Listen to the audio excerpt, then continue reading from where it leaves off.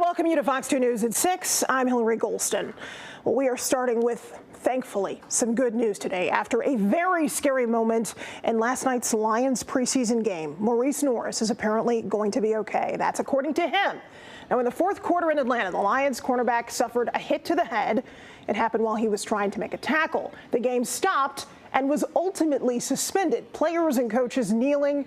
Norris, the 24-year-old California native, was rushed out of there in an ambulance and to a trauma center. A moment like this can put a lot of things in perspective. Man, it's a violent game, and we love it, and but when something like this happens, the silver lining is, man, the brotherhood. I mean, to see all those guys, from that team, our team, kind of come together, and everybody's thinking about another player, just means a lot. And when the game was eventually suspended, there was about 6 minutes to go. All right, so today we are hearing more from Norris, who gave us an update on his condition. Fox 2's Camille Amiri is live talking with, of course, someone who treated him and understands the complexity of an injury like this, Camille.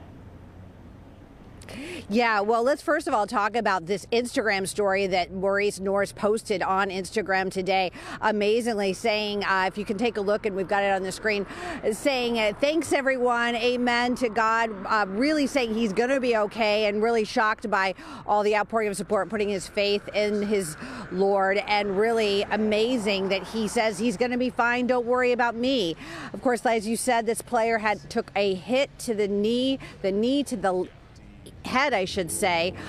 Both impact, a huge impact for both players, obviously, emotionally and physically, but Norris taking the brunt of that to the head. You saw the video, you're seeing it now. He was passed out, kind of seizing. The legs were kind of seizing. He wasn't talking. It took about 20 minutes before they finally got him stabilized on a board and were able to get him into an ambulance. Obviously, you have to be very, very careful when you're talking about any kind of spinal injury whatsoever. And to talk more about this spinal injury, we talked to Dr. Cogan, who is the Neck and Disc Institute owner here in Farmington. He also treated the Detroit Lions as the team chiropractor for 14 seasons. Now, he did not treat Norris, but he's very familiar with these types of injuries. Take a listen.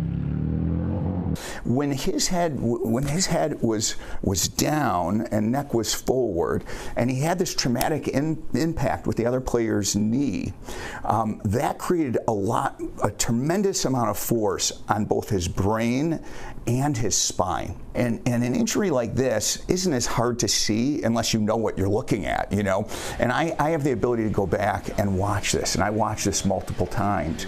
And basically what happened is, after the impact, and it's a high-speed impact anyways, and the other guy was moving the other direction, it was an axial impact which compressed his spine and jarred his brain, but then there was a violent hyperextension of the neck.